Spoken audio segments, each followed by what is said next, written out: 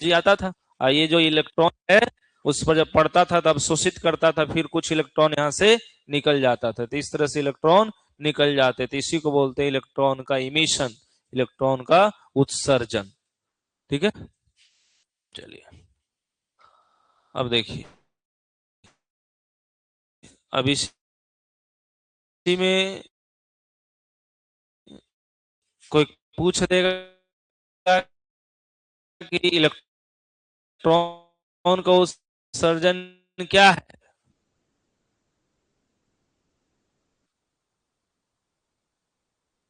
Electron का उत्सर्जन क्या क्या है?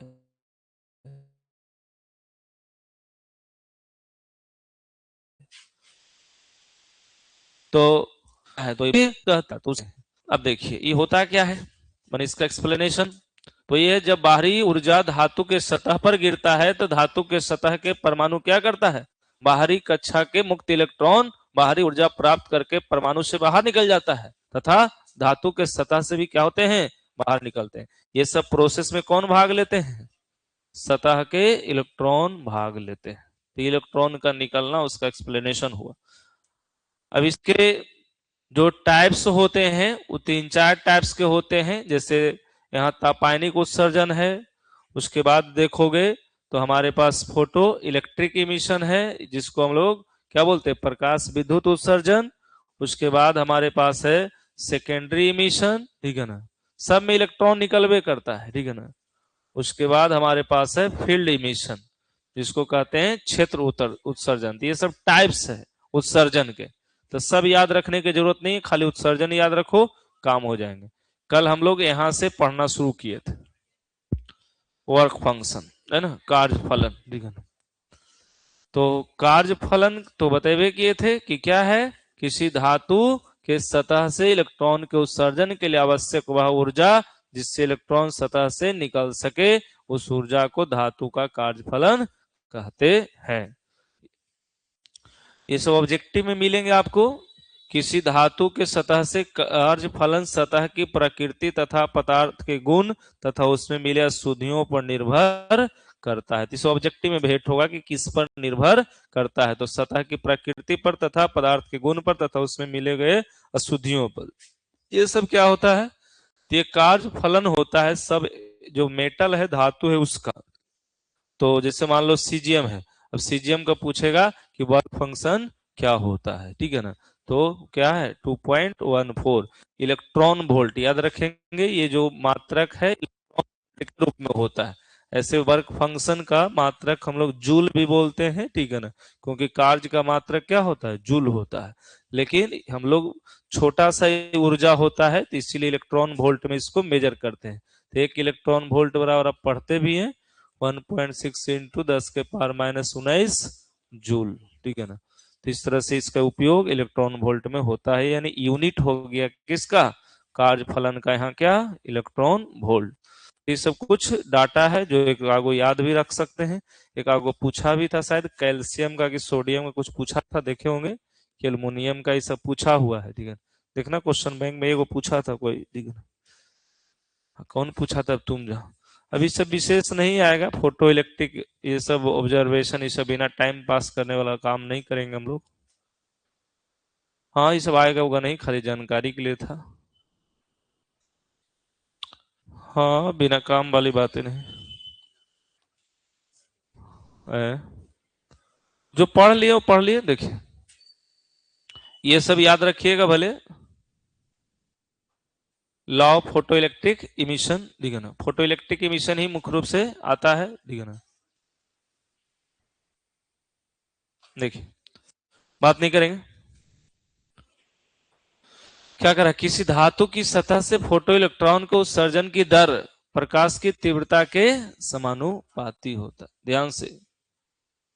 यानी जो इलेक्ट्रॉन का उत्सर्जन जो होता है वो किसके समानुपाती है, तो प्रकाश की तीव्रता के समानुपाती है।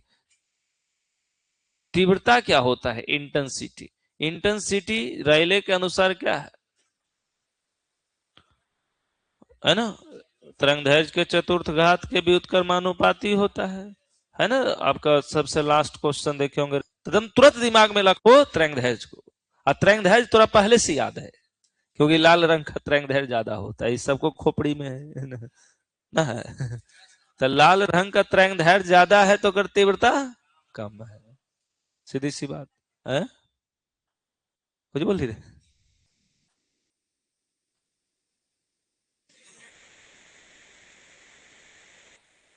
कुछ हुआ?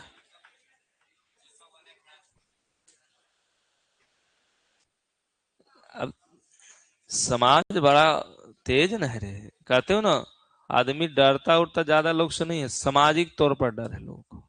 और जो कुछ सामाजिक तौर पर डर जाता है वही परेशान है, क्योंकि आदमी अपने अकेले देखना रहे तो केकरो देख लेगा, लेकिन उस समाजे से ना डरता है, गांव समाज के लोग क्या कहेगा है? तब वो बेचारा वो भी डर रहा है कि कहीं खड़ा हो गया तो ये सब क्या कहेगा हमरा, ठीक है ना। यही से ना वो डर रहा है, कोई से डर रहा है, ठीक है ना। नहीं, तब यही लाज लिहाज बचा रहा है अपना, ठीक है ना, लेकिन मन मान नहीं रहा, कुछ कुछ बोलना चाह रहा है, ठीक है ना, लेकिन फिर लग रहा है कोई कुछ कह देगा तो क्या होगा, ठीक है ना। लेकिन सच बातें जो है उस समाज के आगे भी रखना जरूरी होता है, तब समाज उचित फैसला सुनाता है, ठीक है ना। नहीं तो पढ़े ना किताब में, पंच परमेश्वर गायब हो गया, ठीक है ना। पढ़े ना, कहाँ गांव का। चलिए अब देखिए, बात कर ध्यान दीजिएगा। तीव्रता बहुत कम लोग को बुझाता है, ये चीज ध्यान रखिएगा, तीव्रता बड़ा खतरनाक वर्ड है, ठीक है ना। तो तीव्रता जरा ना बुझाए वो क्या याद रखे, तरंगदैर्घ्य, और उल्टा दिमाग कर ले, ठीक है ना, तरंगदैर्घ्य कम है, ठीक है ना, क्लियर हुआ, ठीक है ना। हाँ, तो ये क्या करे, किसी धातु की सतह से फोटो इलेक्ट्रॉन को उत्सर्जन की दर प्रकाश की तीव्रता के समानुपाती हो। तब सोचो कि कौन सा कलर देंगे तो जल्दी जल्दी निकलेगा इलेक्ट्रॉन, लाल से नहीं, बैगनी वाला कलर देंगे तो जल्दी जल्दी इलेक्ट्रॉन निकलेगा, ठीक है ना। इसलिए देखते हो, जो ब्लैक ब्लैक है, खासकर काला उला है, तो उस पर लाइट जो है ऑब्जर्वेशन ज्यादा होता है, और व्हाइट वगैरह कलर में ऑब्जर्वेशन कम होता है। तो बैगनी सब क्या है, डार्क कलर है, एक तरह से क्या है, डार्क है। फिर क्या कर रहा है, उत्सर्जित प्रकाश इलेक्ट्रॉनों की अधिकतम गतिज ऊर्जा प्रकाश की तीव्रता पर निर्भर। देखो यहाँ एगो मैटर कुछ गड़बड़ है, देखो मैटर गड़बड़ नहीं है, मैंने सही है, लेकिन आपको लगेगा गड़बड़ है। उत्सर्जित प्रकाश इलेक्ट्रॉनों की अधिकतम गतिज ऊर्जा प्रकाश की तीव्रता पर निर्भर नहीं करती। देखो, ऊर्जा जो है ना, एनर्जी, एनर्जी, वो हमारा जो निर्भर करता है उस समानुपाती आवृत्ति के, उस समानुपाती है आवृत्ति के, जिसको ई बराबर एच म्यू बोलते थे हम लोग। तो यहाँ क्या करा है, उत्सर्जित प्रकाश यानी जो इलेक्ट्रो प्रकाश मैंने निकलता है एक तरह से, वो क्या, इलेक्ट्रॉनों की गतिज ऊर्जा, गतिज ऊर्जा, अधिकतम गतिज ऊर्जा, मैक्सिमम काइनेटिक एनर्जी प्रकाश की तीव्रता पर निर्भर नहीं करती। यानी कि अब कितना ज्यादा उसका तीव्रता, इससे एनर्जी को कोई लेना देना नहीं है। यानी इंटेंसिटी से तीव्रता का कनेक्शन है कि नहीं है, तो इंटेंसिटी तीव्रता एक के होता है, ठीक है ना। तो इंटेंसिटी का एनर्जी से रिलेशन नहीं है, ठीक है ना। इंटेंसिटी माने तीव्रता, तीव्रता का एनर्जी से रिलेशन नहीं है, ठीक है ना। हाँ, तीव्रता का रिलेशन करंट से, करंट से क्यों, क्योंकि इलेक्ट्रॉन निकलेगा, तो इलेक्ट्रॉन निकलने का, देख रहे हो ना यहाँ, फोटो इलेक्ट्रॉन का उत्सर्जन, तो क्या पर निर्भर है, तो उत्सर्जन माने निकलना ना होता है, तो इलेक्ट्रॉन निकलेगा, तो इलेक्ट्रॉन निकलेगा तो वहां करंट भी हो सकता है। तो करंट निर्भर है इंटेंसिटी पर, लेकिन ऊर्जा निर्भर है फ्रीक्वेंसी पर, ऊर्जा निर्भर है फ्रीक्वेंसी पर। तो ये जो ऊर्जा की वर्ड का बात करेगा तो किस पर निर्भर करेगा, फ्रीक्वेंसी पर निर्भर करेगा, फ्रीक्वेंसी माने आवृत्ति पर निर्भर करेगा, ठीक है। हाँ, ऊर्जा आवृत्ति पर। यहाँ देखो एक वर्ड लिखल है क्या, उत्सर्जित प्रकाश इलेक्ट्रॉनों के अधिकतम गतिज ऊर्जा केकरा पर, आवृत्ति के समानुपाती होता है। तो यही ना बोले, एनर्जी किसके, आवृत्ति के समानुपाती होता है। बार बार याद रखना, ऑब्जेक्टिव में बार बार फंसाता है। आवृत्ति माने ऊर्जा, ऊर्जा माने आवृत्ति, तीव्रता, तो तीव्रता माने करंट, करंट माने इलेक्ट्रॉन, करंट मैंने क्या, इलेक्ट्रॉन आवेश ना पढ़े हम लोग शुरू से, ठीक है ना। सबसे पहले चैप्टर में क्या था, इलेक्ट्रॉन ना था, ठीक है ना। तो इलेक्ट्रॉन निकलना यानी करंट होना, ठीक है ना। तो करंट का रिलेशन इंटेंसिटी से और ऊर्जा का रिलेशन आवृत्ति से, ठीक है ना। ये दोनों अलग अलग दुनिया है। हाँ, चौथा बात नहीं, यदि आप प्रकाश की आवृत्ति देहली आवृत्ति से कम है, तो देहली आवृत्ति यानी दिल्ली वाला आवृत्ति से कम है, तो क्या होगा, धातु से प्रकाश इलेक्ट्रॉन नहीं निकलता है, ठीक है। न्यूनतम तो चाहबे ना करिए, कितना, म्यू नॉट जिसको कहते थे हम लोग। हाँ। धातु की सतह पर प्रकाश के आपतित होने के तुरंत बाद इससे इलेक्ट्रॉन का उत्सर्जन होने लगता है। इस प्रक्रिया में कोई समय पश्चात नहीं होता, यानी जब इलेक्ट्रॉन निकलता है तो लाइट आता है तो तुरंत निकलता हूं मैं, ही ना कि 10-20 मिनट रुको, नहीं ऐसा नहीं होता। वो आता है निकल जाता है, ऐसा नहीं है कि उसमें बहुत टाइम लगता है, तो टाइम उसमें नहीं लगता है। वर्क फंक्शन तो पढ़े हुए किए थे, ठीक है ना। वर्क फंक्शन पढ़े थे ना, वह न्यूनतम ऊर्जा जो किसी धातु के प्रकाश इलेक्ट्रॉन उत्सर्जित करने के लिए आवश्यक होती है, उसे धातु का प्रकाश विद्युत कार्यफलन कहलाता है। सब थ्रेशोल्ड फ्रीक्वेंसी पढ़े थे ना, देहली आवृत्ति, ठीक है ना। तो वह न्यूनतम आवृत्ति को बोलते थे देहली आवृत्ति, जिससे इलेक्ट्रॉन निकल सके। और देहली तरंगदैर्घ्य क्या होता था, अधिकतम अधिकतम तरंगदैर्घ्य जिससे इलेक्ट्रॉन निकल सके, है ना।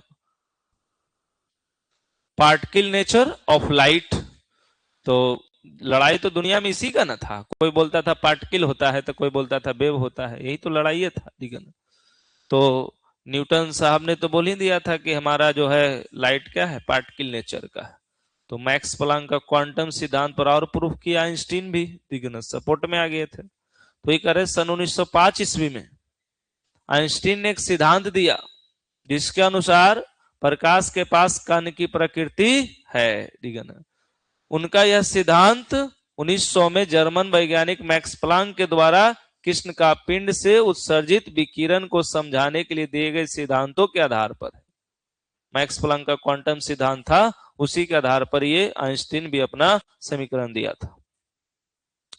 मैक्स प्लांक का क्वांटम सिद्धांत के अनुसार जो विकिरण का उत्सर्जन अथवा अवशोषण सतत न होकर ऊर्जा की निश्चित मात्रा के छोटे छोटे बंडलों के रूप में होता है, जिसे क्वांटा या फोटोन कहते हैं, तथा प्रत्येक फोटोन में ऊर्जा का संबंध होता है। अब प्लांक नियतांक तथा प्रकाश की आवृत्ति के गुणनफल के बराबर होता है, यानी क्या हुआ, प्लांक नियतांक योगी आवृत्ति इसके गुणनफल के बराबर होता है। ये किसका एनर्जी है, फोटोन का। फोटोन दूसरा नाम क्वांटा का, क्वांटम सिद्धांत था मैक्स प्लांक का क्वांटम सिद्धांत। तो वही उसका जो एनर्जी था पार्टिकल का, एक पार्टिकल जिसको हम लोग फोटोन कहते हैं, वो कितना था, एच म्यू। अब 2 फोटोन तो 2 एच म्यू, 3 फोटोन तो 3 एच म्यू, ऐसे करके चलता था। तो ये सब आइंस्टीन ने बताया। तो आइंस्टीन ने इस सिद्धांत के आधार पर प्रकाश विद्युत प्रभाव की व्याख्या किया और बताया कि प्रकाश में क्या है, कण की प्रकृति, यानी बोले कि जो हमारा है लाइट किस नेचर का है, पार्टिकल नेचर का है। तो न्यूटन आओ जान में जान आ गया, आइंस्टीनो सपोर्ट कर दिया न्यूटन का, ठीक है ना। हाइगेंस बेचारा अकेला पढ़ रहा था, ठीक है ना, तो वो भी परेशान हो रहा था, ठीक है ना। तो क्या कहते, यंग साहब आए, वो अपना डबल स्लिट एक्सपेरिमेंट करके बताए, फिर फ्राउनहोफर आया, वो भी बताया, तब न्यूटन आइंस्टीन शांत हुआ, ठीक है ना, न तो दोनों तो उछल ही रहा था, ठीक है ना। हाँ, अब इसका कुछ इंपॉर्टेंट पॉइंट, ये सब याद हो सबके, टेस्ट बात अब होल मॉडर्न फिजिक्स, ठीक है ना, सब याद हो ना, ठीक है ना। अरे ना, नहीं ले, कैसे, फोटोन ऊर्जा का क्या है, अगर कोई एक लाइन में डिफिनेशन दे देगा फोटोन क्या है, तो फोटोन ऊर्जा का क्या है, एक बंडल है जो प्रकाश की गति से चलता है, ठीक है। फोटोन का विराम द्रव्यमान क्या होता है, शून्य होता है। इसका अर्थ यह है कि फोटोन विराम में एग्जिस्ट नहीं करता है, यानी टेस्ट में फोटोन को कोई मतलब ही नहीं, वो चलता है तबे मतलब। फोटोन का गतिज द्रव्यमान देखो, तो ई बराबर क्या होता है, mc² आइंस्टीन के अनुसार, और ई बराबर होता है एच म्यू भी, ठीक है ना। इसी एच म्यू को एच बाई लैम्डा भी बोलते हैं, ठीक है ना। तो अब यहां से यहां कैलकुलेट करोगे mc² equal to H C by lambda, तो सी से सी कैंसिल, तो यहां से हमारे m बराबर क्या होगा, एच बाई लैम्डा सी। तो गतिक द्रव्यमान हुआ, ये क्या हुआ, गतिक द्रव्यमान, क्या है, गतिक द्रव्यमान। तो एम का मान हो गया H by lambda C, C lambda, ठीक है ना। फिर क्या, फोटोन के संवेग का परिमाण, तो संवेग माने पी होता है, तो पी बराबर होता है एच बटा लैम्डा, पी बराबर एच बटा लैम्डा। फिर क्या, फोटोन की ऊर्जा तरंगदैर्घ्य के पदों में, तो तरंगदैर्घ्य के पदों में, तो ये तो तरंगदैर्घ्य के पदों में है ना। इस संवेग पूछा था, फोटोन का संवेग है ना, तो पी एच बटा लैम्डा। फोटोन का ऊर्जा, तो ऊर्जा मतलब ये वाला एस सी बटा लैम्डा बटा ऊर्जा ना पूछा, एनर्जी। तो एनर्जी क्या होता है, एनर्जी होता है ई बराबर यहाँ एच सी बाई लैम्डा, तरंगदैर्घ्य के पदों में पूछा है, हाँ ठीक है ना। तो ऑब्जेक्टिव ध्यान रखना कैसे पदों में पूछा है, ठीक है। तो एगो है एच सी बटा लैम्डा, एगो है एच बटा लैम्डा सी, तो ये है हमारा एनर्जी, ठीक है ना। तो इस ऑब्जेक्टिव में पक्का भेंट होगा, और होता भी है, टेस्ट में आप देखे भी होंगे, ठीक है ना। और देखो जरा कम में समझ उमझ में आता है ना, तो कम से कम जो टेस्टवा होते जा रहा है ओकरा पर एक आध घंटा अपने से टाइम दो, मंथन करो कि आखिर ये वाला हमसे काहे नहीं बनाई, कौन चैप्टर का क्वेश्चन था और कौन टॉपिक था, और कॉपिया वगैरह पलट के एक बार देख लो, तो थोड़ा आसान हो जाएंगे, ठीक है। और हाँ, और ना भी अगर टाइम बचता है तो जब भी टाइम बचे, जैसे मान लो आज कल 2 दिन टेस्ट नहीं है, तो सुबह में जो मान लो क्लास है तो क्लास से है, नहीं भी, लेकिन क्लास का मूवमेंट और टेस्ट का मूवमेंट में डिफरेंट होता है। क्लास का मूवमेंट क्या है कि हमको खाली क्लास करने जाना है, तो पढ़ के थोड़ी विशेष आता है, लेकिन टेस्ट रहता है तो रहा है कि हमको पढ़ के भी जाना है, तो वो टाइम तो आप यूज कर सकते हैं ना। लेकिन वहां तो कभी कभी एक आध दिन गैप होता है तो मजा आ जाता है, आज तनी दिमाग ठीक ठाक चल रहा है, तो दिमाग उल्टा पुल्टा हो रहता है ना। सही बात है ना। हाँ, क्या छुट्टी मिलने वाली, हाँ कल भर तो रेस्ट है, टेस्ट नहीं है। हाँ क्लास है, कम्युनिकेशन सिस्टम पढ़ाएंगे, लेकिन तो सब छोटा है, डर वाला नहीं चैप्टर है, कि डर के नहीं रहना है उससे, वो सब धोखा उखा नहीं देगा, लेकिन क्या बोले, धोखा दुए चैप्टर होता है, एगो फर्स्ट चैप्टर एगो रे ऑप्टिक्स, ठीक है ना, और कोई धोखा नहीं है, काहे को बड़ा है, ठीक है ना। बाकी सबको तो जहिया तू चाहेगा जहिया देख लेगा, ठीक है ना। सुबह से शाम तक, शाम तक और देख लेगा तुम, कोई ऐसा चैप्टर नहीं है कि तुम सुबह में चाह लो और शाम में खत्म ना हो जाए, ठीक है ना। लेकिन रे ऑप्टिक्स और जो तुम्हारा इलेक्ट्रोस्टेट है थोड़ा लेंदी हो जाता है, तो इलेक्ट्रोस्टेट तो आप पढ़ ही लिए, इतना बार पढ़े हैं कि मंथन हो चुका है, ठीक है ना।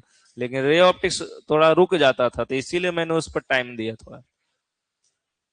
विद्युत धारा में कुछ टफ लगता है थोड़ा, किरचॉफ्स वाला व्हीट स्टोन ब्रिज इस बार आएगा नहीं, तो ओकरा खाटिए दो।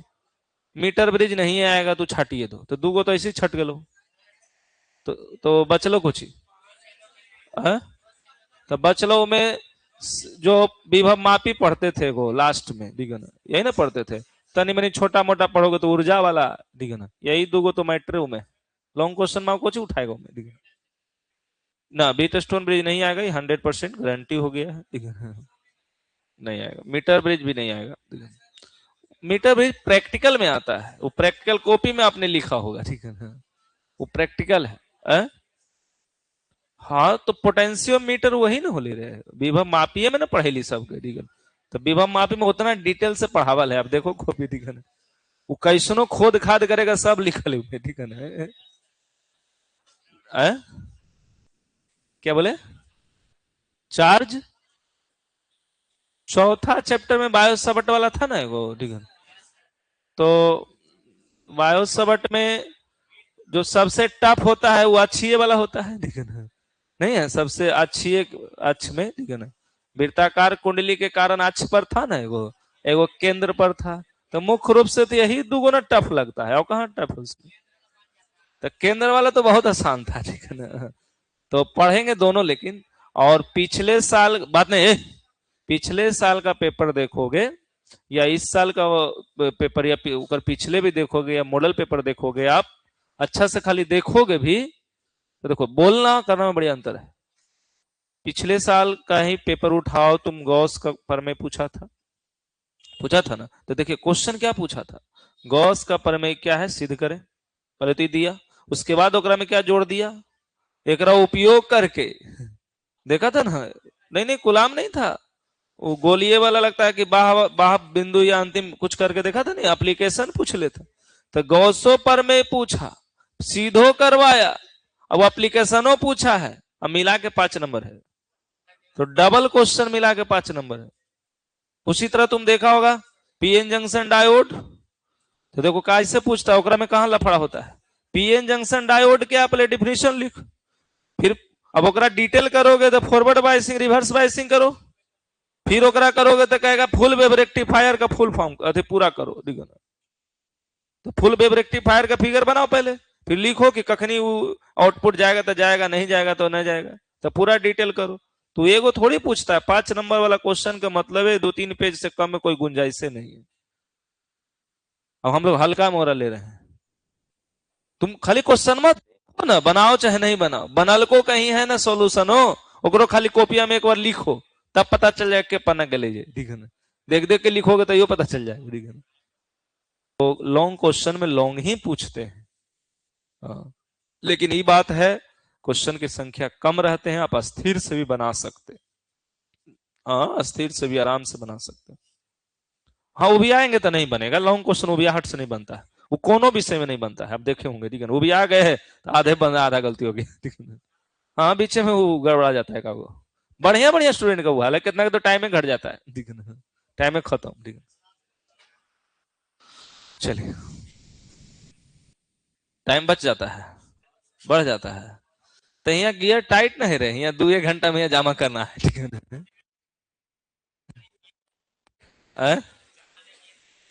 लाइट बंद कर दो, वो तो तोरा बंद करके चल जीते का दिन बोल रहे थे देखो, तो ये सब छोटा छोटा ऑब्जेक्टिव है, इसको ध्यान रखना, भुलाना नहीं, ठीक है ना, एकदम फिक्स है, आता ही है, घुमा फिर आएगा एकदम निश्चित, कितनों दिन खराब है फोटोन से क्वेश्चन रहेगा एकदम, मान लो, ठीक है। देखो यहाँ फोटोन क्या है, सरल रेखा में गति करता है जैसे लाइट गति करता है। फिर क्या है, फोटोन का तरंगदैर्घ्य तथा वेग अलग अलग माध्यम में अलग अलग होता है, फोटोन पर कोई आवेश नहीं होता है, फोटोन चुंबकीय क्षेत्र तथा विद्युत क्षेत्र द्वारा प्रभावित नहीं होता। देखो विद्युत क्षेत्र चुंबकीय क्षेत्र द्वारा वही प्रभावित होता है जरा पास आवेश होता है, ठीक है ना। पदार्थ के किसी कण के साथ फोटोन के टक्कर से फोटोन का संवेग तथा ऊर्जा संरक्षित रहता है। तो ऊर्जा तो हम लोग जनरली जानवे करते हैं, संवेग जानवे करते हैं, क्या रहता है, संरक्षित रहता है, तो यहां भी रहता है। आइंस्टीन फोटो इलेक्ट्रिक इक्वेशन, जिसको हम लोग 5 नंबरिया के रूप में जानते हैं।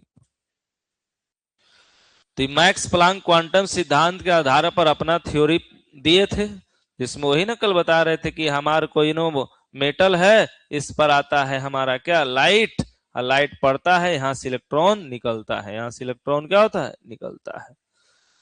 तो यही है वेव नेचर ऑफ मैटर, तो कॉपी में शायद लिखल था ना, 1 मिनट, ये छोड़ दिया लगता है, नोट्स में दिए थे ना तुम लोग को, ये दूसरा खोल दिया लगता है, नोट्स में दिल था, ठीक है ना, नहीं था नोट्स में दिल होगा, ठीक है, ई में नहीं, वो वाला पुराना वाला नोट्स में, ठीक है ना, उसमें बढ़िया से दे ले लिखल उखल, ठीक है, करने चल गया वीरेंद्र, चल गया देखो, उसमें बताए थे कि जो एच म्यू जो हमारा ऊर्जा आता है वो 2 जगह उपयोग में होता है, तो 2 जगह उपयोग में होता है, तो एक जगह जो उपयोग में होता है वो कहाँ होता है, तो एक कार्य फलन में होता है, यानी एनर्जी जो होता है एक हमारा, यानी टोटल ऊर्जा संरक्षण के सिद्धांत से कर देते थे ना, ऊर्जा संरक्षण के सिद्धांत से, ऊर्जा संरक्षण के सिद्धांत से, तो ऊर्जा संरक्षण के सिद्धांत से क्या होता था बोलो, तो वहां पर जो कार्य होता था या ऊर्जा जिसको कहते थे हम लोग, तो ऊर्जा बराबर कार्य फलन प्लस गतिज ऊर्जा, प्लस गतिज ऊर्जा। देखो तो वीरेंद्र होगा पीछे। तो कार्य फलन मतलब कितना, 5। और गतिज ऊर्जा मतलब कितना, हाफ एम वी स्क्वायर। और ऊर्जा मतलब क्या, वही एच म्यू। तो ये एच म्यू जो था वो एच म्यू नॉट के बराबर होता था, क्योंकि कार्य फलन तो यही होता है। प्लस क्या होता था, हाफ एम वी स्क्वायर होता था, ये ना होता था।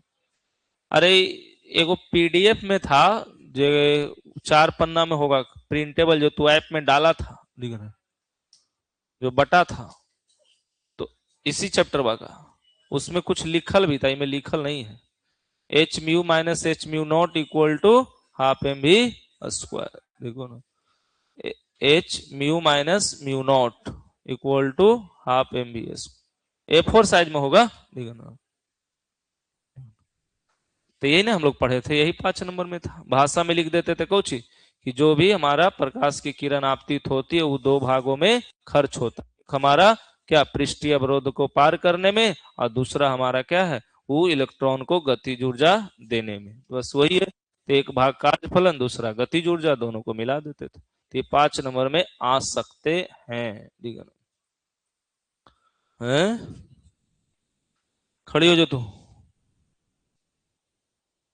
देखी ना, झोला एगो पेन ले ली है बोड़ा वाला। रातें पढ़नी है, रतवा में पढ़नी हन,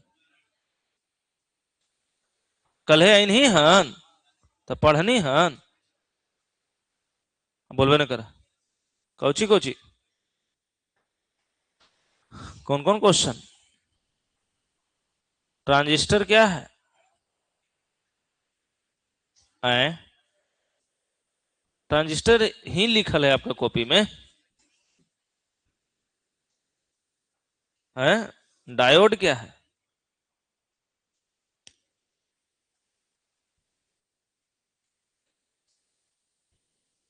हैं?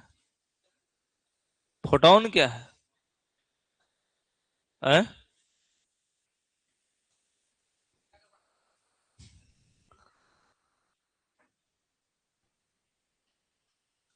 और कुछ याद है?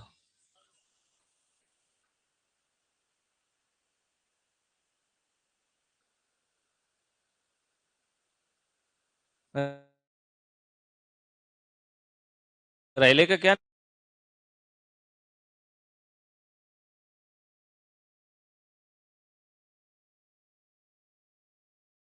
नहीं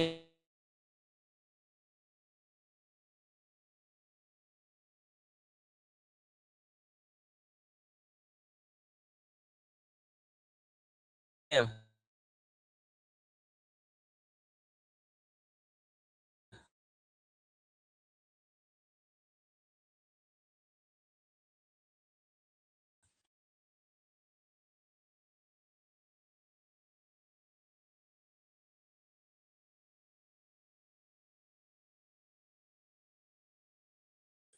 तुमको, हैं?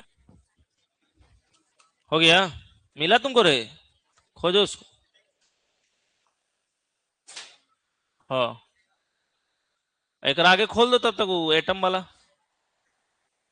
है ना, खोलो।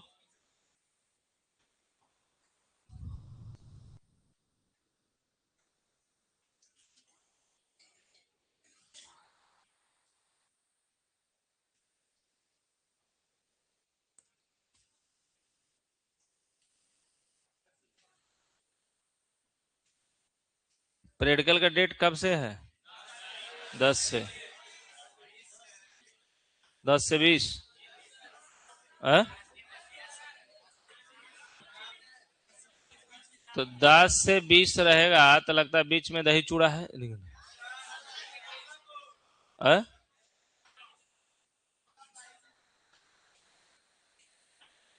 तो हमको तो लगता है वो 10 से 14 में निपट लेगा, ताकि 2 दिन या 3 दिन तो परेड गले होगा। और एक दिन फिजिक्स, एक दिन केमिस्ट्री, एक दिन बायोलॉजी, और बाकी आर सोर्स वाला का होगा, ठीक है ना। बाकी आर सोर्स होगा ना। अरे होम साइंस सब वाला का होता है ना, ठीक है।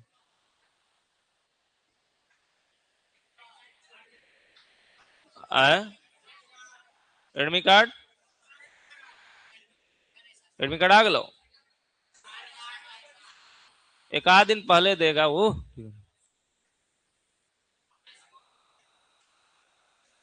हाँ तो 8-9 तारीख को इधर क्लास लेंगे, फिर छोड़ देंगे। 9 तारीख घर जाना, तो आज ही चलना जो। आ? क्या बोले? वापस? हाँ वापस। सेंटअप के बाद 5 को अभी प्रैक्टिकल के बाद 5 टेस्ट और होगा। तो जहिया जैसे 14 के मान लो खत्म कर देगा, तो 15 या 16 से शुरू करेंगे, 4 दिन 5 दिन लेंगे, खत्म कर देंगे उसको। वही हर बार वैसी होता है। कारण जनवरी तो बर्बाद हो जाता है। जहां टेस्ट बंद कर दिए जनवरी में और नहीं पढ़े उड़े लगा, तो जो सब भुला देता है। ठीक है, अब 5 को टेस्ट और हो जाता है, तो पूरा चैप्टर का रिवीजन हो जाता है। ठीक है, प्रैक्टिकल के बाद 5 को होगा, जहिया प्रैक्टिकल है। ये मान लो प्रैक्टिकल मान लो 15 को खत्म होता है, 20 को खत्म होता है, 20 को होगा तो 20 से 25 ही लेंगे, लेकिन वो 4 दिन में हो जाता है। प्रैक्टिकल पिछले बार भी 10 तारीख को था लगता है, ठीक है, तो 4 दिन में खत्म हो गया, फिर आके दे दिया। कुछ बोले?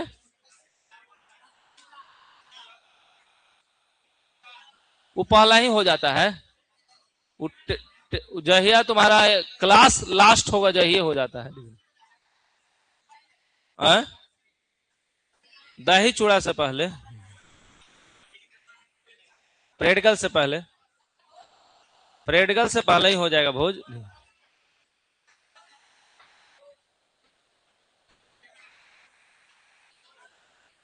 चलो अब चुप रहो, ज्यादा मुंह नहीं पजाना है। ताकि थोड़ा बोल दे, जो जो पजा के रखता वही नहीं आता वो दिन। अब जैसे आज सुबह क्लास बुलाए, तो बहुत सारा जो उस बैच का तो वो भी नहीं आया, तो ऐसा ही कभी कुछ बुलाएंगे और वो नहीं आएगा और ये भोज करा देते हैं। पता भी नहीं चलता उसको कि काहे ला बुलाए थे। ठीक है, कुछ रहेगा, मन मने रहेगा। अब जो रहे। ठीक है, अब हो सकता है रोटी सब्जी रहे, वो अलग मैटर है कि नहीं है?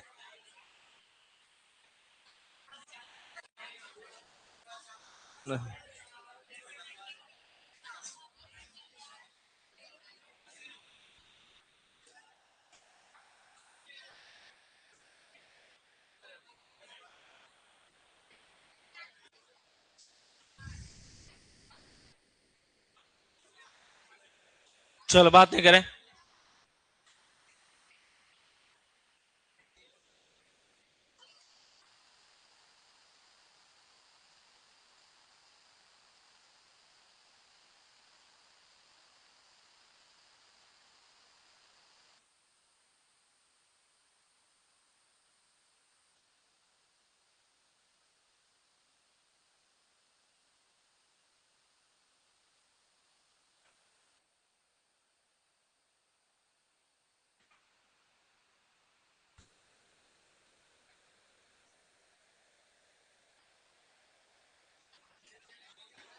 क्वेश्चन आएगा तो इसी तरह से आएगा, ले ले नाम 5 नाम ले ले 5 नंबर।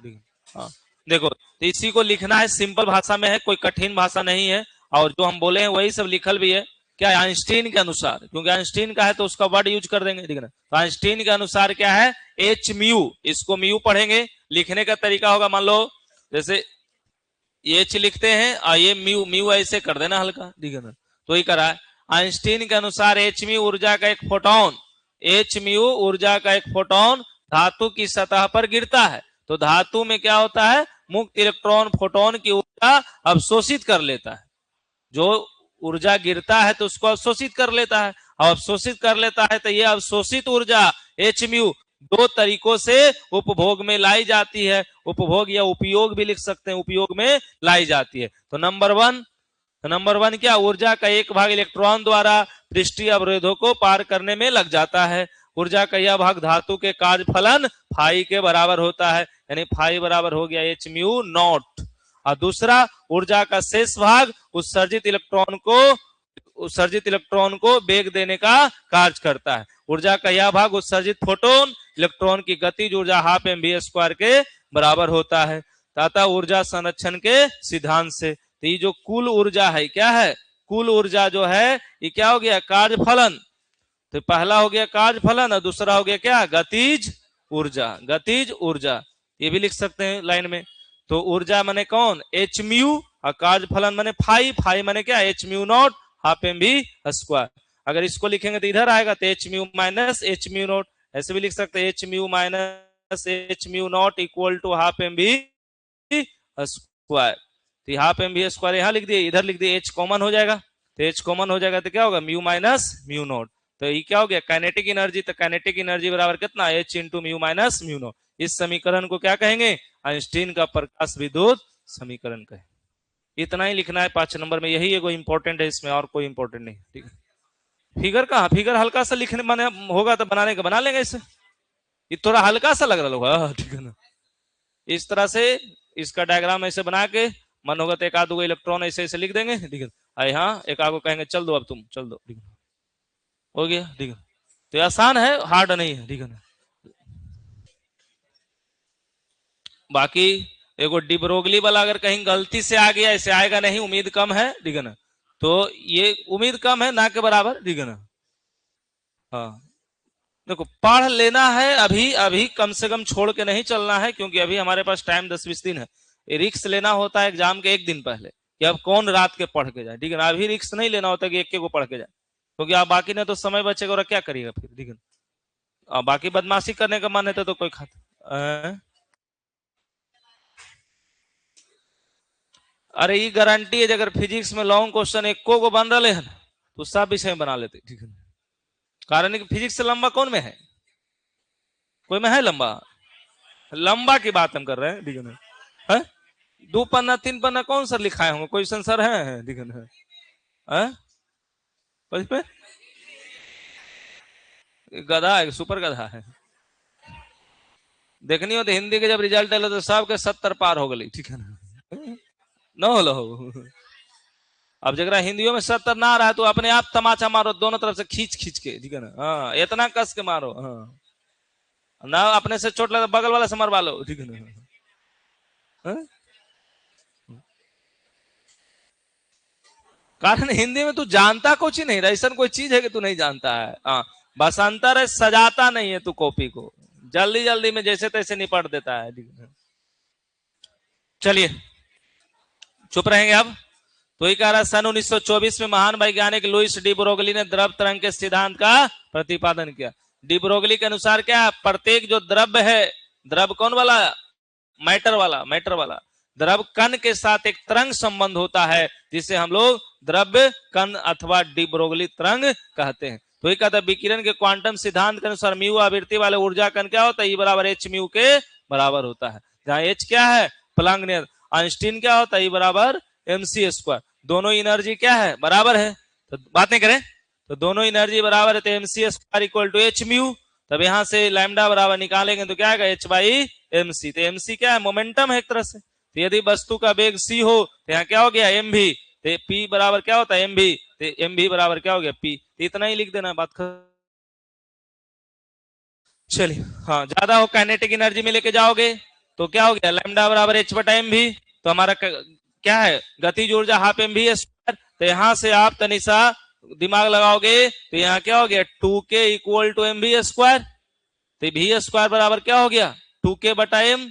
ये क्या हो गया, 2k बटा m इक्वल टू कितना, v²। तो ये v रूट में चल जाएगा, तो v बराबर कितना हो गया, रूट अंडर 2k बटा m। तो यहां पर देखो ध्यान से, बात नहीं। तो ये जो हमारा फॉर्मूला क्या है, बराबर h बटा m भी। अब v का मान कितना आया, v का मान है 2 बटा m। तो 2k बटा m आया, तो m बाहर ना है, अंदर जाएगा तो क्या होगा, अंदर जाएगा तो m² होगा। आई क्या होगा, 2k बटा हमारा m होगा, m से m क्या होगा, कैंसिल। तो ये क्या हो गया, 2m k। तो मैक्सिमम आएगा तो इस तरह से आएगा, ये ऑब्जेक्टिव में देखा होगा तुम। ठीक है ना, 2m k क्या है, एनर्जी है। के क्या है, एनर्जी। कभी कभी एनर्जी जो होता है उसको वोल्टेज में या वर्क में लेता है यूज, तो वर्क भी तो एनर्जी के रूप में होता है। तो हम लोग जो फॉर्मूला पढ़े थे, V बराबर W बाई क्यू, तो W बराबर क्या हो गया, Q इंटू भी। तो Q इंटू भी, तो Q को कभी कभी इलेक्ट्रॉन लेता है, तो E इंटू भी, तो वहां पुट हो जाएगा क्या, लैम्डा बराबर H बटा 2E, 2m EV ऐसे। हाँ, K का मान रख देगा कितना, EV। कभी EV की जगह QV भी रख देगा, और वो ऑब्जेक्टिव में पूछ लेगा। तो देखिएगा ऑब्जेक्टिव में, देखिए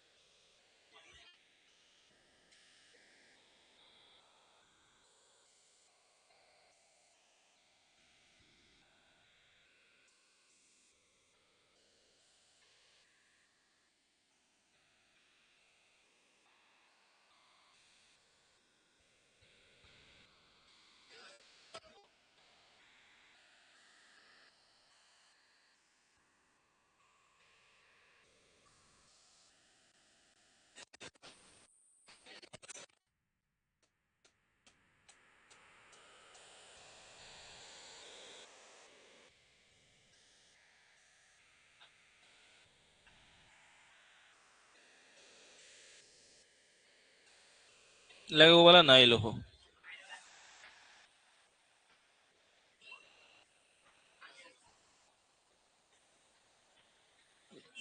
यहीं तक आया, आगे वाला नहीं।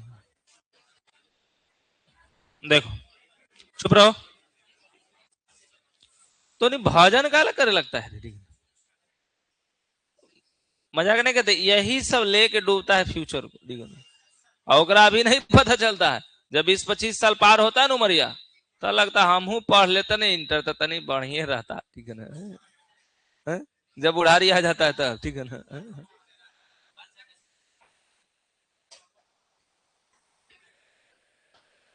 देखो 2m के है ऑप्शन में, कोई में नहीं है, देखो नहीं ना है। तो M K के जगह, देखो M K के जगह हम क्या बोले, Q भी।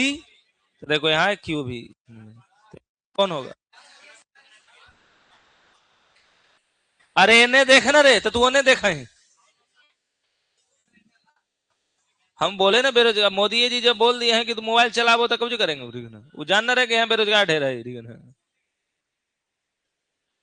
तब पढ़ लिखा समस्या भी नहीं रे। अब तुम ऑफिसर बन जाएगा तो चपरासियों को चाहिए ना रे, ठीक है। हैं?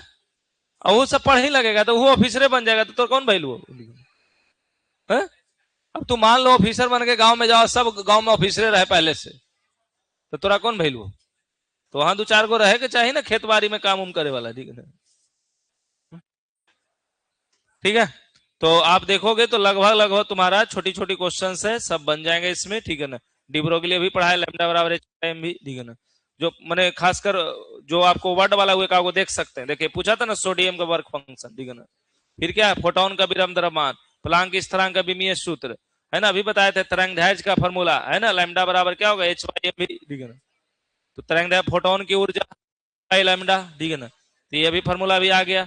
ये क्या है, इतना ऊर्जा है, तो देखो ये क्या है, आवृत्ति है, आवृत्ति माने म्यू, आई जूल है, तो क्या पढ़ा, फोटोन की संख्या। तो ई बरा ई जो पढ़ते थे ना, ई बराबर H/म्यू, ऐसे पढ़ते थे कि नहीं हम लोग। तो यहाँ पर ये एक फोटोन है ना, अगर एन फोटोन रहेगा तो NH/म्यू, NH/म्यू। तो इस तरह से हमारा क्या निकालना है, एन निकालना है। तो एन माने क्या हुआ, E/H/म्यू। तो ई का मान कितना है, 6.62। और ये क्या है, 10 के पावर, प्लैंक कांस्टेंट क्या होता है, लगभग 6.62 इंटू 10 के पावर -34 जूल सेकेंड, और ये है 10 के पावर 14, तो ये तो लगभग कट गया, तो 14 और 34 तो -20, ऊपर जाएगा तो +20 होगा। तो फोटोन इलेक्ट्रॉन की ऊर्जा केकरा पर निर्भर करता है, अभी बताए थे, ऊर्जा निर्भर करता है आवृत्ति पर, ऊर्जा निर्भर करता है आवृत्ति पर, तो आवृत्ति नहीं है तो आवृत्ति का फॉर्मूला क्या बताया अभी, E बराबर एच म्यू या S C by lambda, S C by lambda, तो लैम्डा पर भी ना, तो तरंगदैर्घ्य पर लैम्डा तरंगदैर्घ्य फोटोन की ऊर्जा, तभी ना बताया एस सी बाई लैम्डा, ठीक है ना। तो यही सब क्वेश्चन आया है, अब आएगा, ठीक है, ठीक है।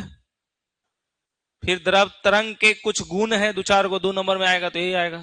द्रव तरंग का गुण क्या है, ये जो है आपका क्या है, द्रव तरंग ना तो यांत्रिक तरंग है, नहीं माध्यमों के कणों के कंपन से उत्पन्न होती है, नहीं यह विद्युत चुंबकीय तरंग है जो आवेशित कणों के कंपन से, इसका एक अलग गुण है, ठीक है ना।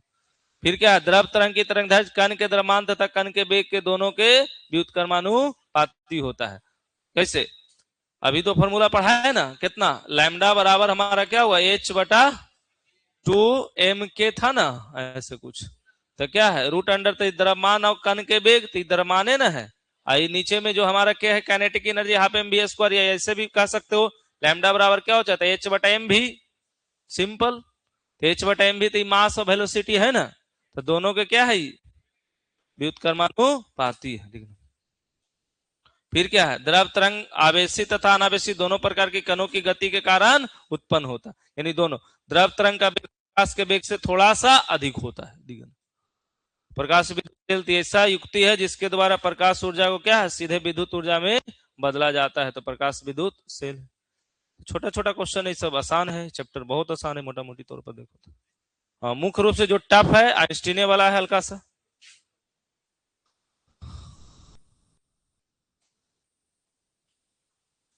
ये सब तो डाल्टन मॉडल, ये सब परमाणु मॉडल पढ़ा था, ये बंद हो गया, एक पन्ना हो,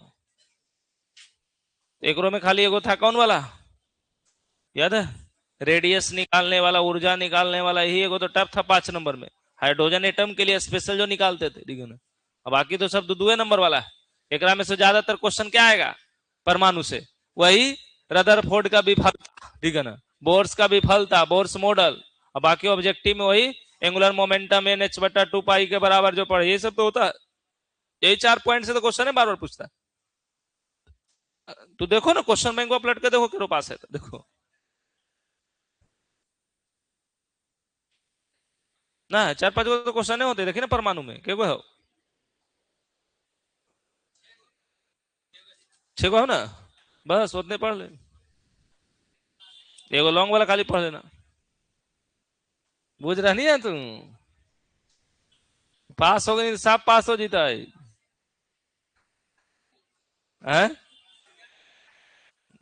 एमी भी, अरे सब आवा ना, वो तो तुरो पता है, लेकिन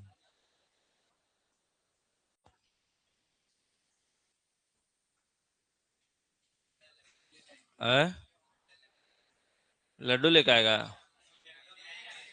लड्डू लेने आएगा, लैपटॉप लेने आएगा, अरे बढ़िया बात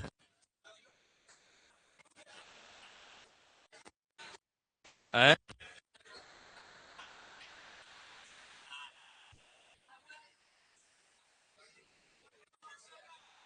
कस के बोलो,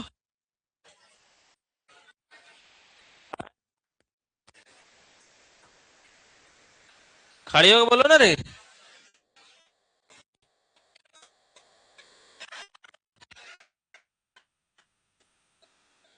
हाँ,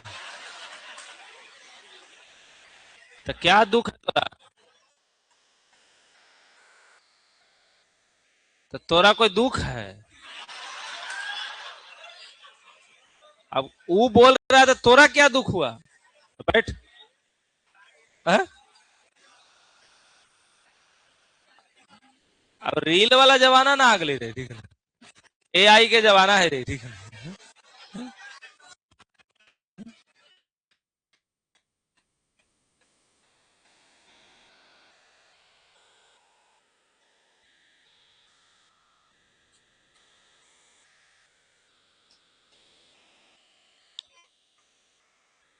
अरे कोई लोग दिमाग से जो छोटा आदमी है वो कर तू क्या करेगा, कोई उपाय है? कल नहीं देखा है ओकरा पहलवान, ओकरा बोले उठकी बैठी करना तो झोला लेके जाओ, तो का तो तोहानी से आग उलझ रहा था ना रेडी करना नितिन सर से। अब बताए वो सबको जी है नशेड़ी टाइप के आदमी है, बताए है अब लगता है मस्त है, भोले बाबा के भक्त है, ठीक है ना है? हाँ, आ रोड पर हीरो बनता है? तब ओकर कोई उपाय है बिना कामे के ना सब आदमी है? अब ओकरा कुछ कह देगा तो हमरा काहे कह देनी ले, भारी समस्या है। अब पढ़े नाम पर जीरो है, तो हाँ भाई तुम लोग आए हो किस उद्देश्य से? पढ़ने के। तब पढ़ने के अलावा तोरा कोई बात है तो हम निगलेक्टे ना करके चलें, क्या करेंगे? अब कोई कहेगा चुटी काट लिया, कोई कहेगा दाती काट लिया, कोई कहेगा कॉपी चुरा लिया, कोई कलम चुरा लिया है? तो ये सब निगलेक्टे ना करके चलेगा आदमी, क्या करेगा? तो जो काम से आए वो काम पहले पूरा कर लो, ठीक है ना, बाकी तो जीवन में ढेरे काम है, ठीक है ना।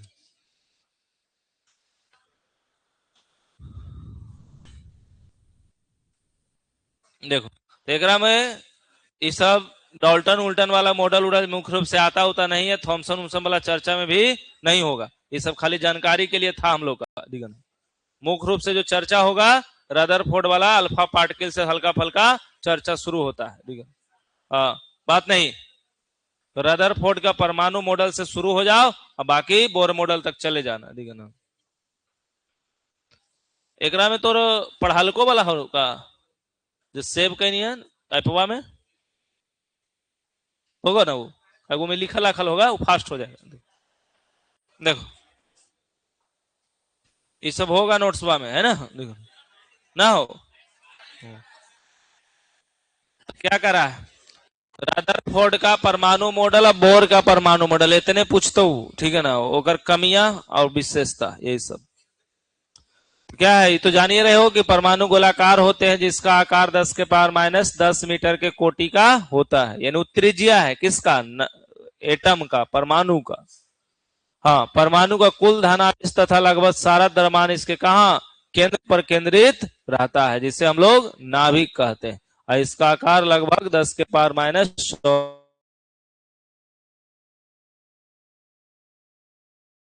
14 मीटर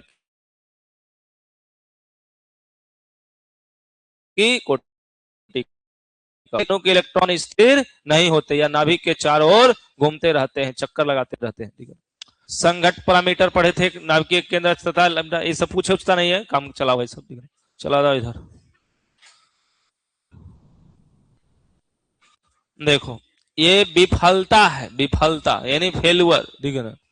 तो देखो 4-5 को पॉइंट है, तो अगर टाइम कम बचे तो आप इतना लिख देना, इतना लिख देना, 2 नंबर में रहे तब, और फिर 2 को ना है, हाँ 2 को होगा, 2 है, 2 नंबर में रहता है। देखो तो ये 2 को खाली पॉइंट लिख दोगे तो काम चल जाएगा, लेकिन इसको पढ़ लो पहले एक बार।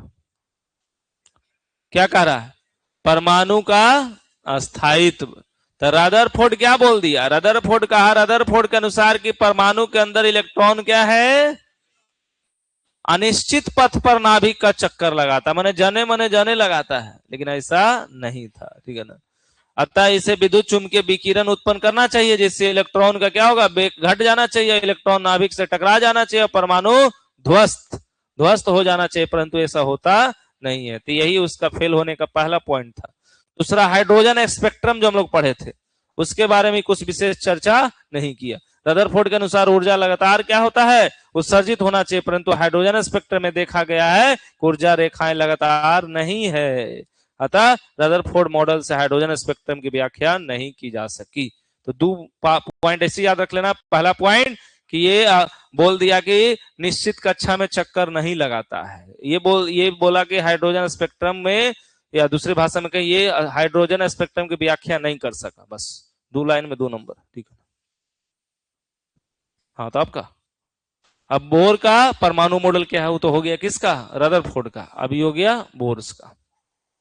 हाँ बोर बोहर जो भी बोलते हैं आप, ठीक है। क्या किसी परमाणु में इलेक्ट्रॉन नाभिक के चारों ओर, देखो ये बात देखो जोड़ दिया, कोची निश्चित पथ, और रदरफोर्ड बोला अनिश्चित पथ, तो यही रदरफोर्ड का फेल हो गया था, ठीक है ना। तो ये बोला निश्चित पथ पर घूर्णन करता है, जिसको हम लोग क्या कहते हैं? कक्षा कहते हैं, ऑर्बिट कहते हैं, ठीक है ना। फिर क्या इलेक्ट्रॉन के वृत्तीय पथ पर घूमने के लिए आवश्यक जो अभिकेंद्रीय बल है, इलेक्ट्रॉन तथा नाभिक के बीच लगने वाला स्थिर विद्युत बल से प्राप्त होता है। इलेक्ट्रॉन उस कक्ष में घूमेगी जिस कक्ष में इलेक्ट्रॉन का कोणीय संवेग h/2 के पूर्ण गुणज के रूप में होता है। कोणीय संवेग माने क्या, mvr जो होता है nh/2 के रूप में होता है। यहाँ जो इलेक्ट्रोस्टैटिक्स फोर्स है क्या है, 1/4πε0 Q1 Q2 बटा जो r स्क्वायर है वो किसके बराबर है, mv² बटा r के बराबर है। ठीक है, तो यही दो मुख्य पॉइंट इसका रहा। ठीक है ना। और जो सबसे चौथा पॉइंट तो बहुत कुछ ज्यादा ही हम लिख दिए हैं, लेकिन इतना आपको लिखने की जरूरत नहीं है। ठीक है, हाँ क्या कर रहा है, जब परमाणु को किसी बाह्य स्रोत से ऊर्जा प्राप्त है तो उसका कोई इलेक्ट्रॉन अपने कक्षा छोड़कर किसी कुछ कक्षा में चला जाता है। यहां तक आप लिखेंगे, 4 पॉइंट लिखना रहे तो बस। फिर क्या, परमाणु की अवस्था को क्या कहते हैं, उत्तेजित या ऊर्जित अवस्था, जिसको एक्साइटेड स्टेट कहते हैं।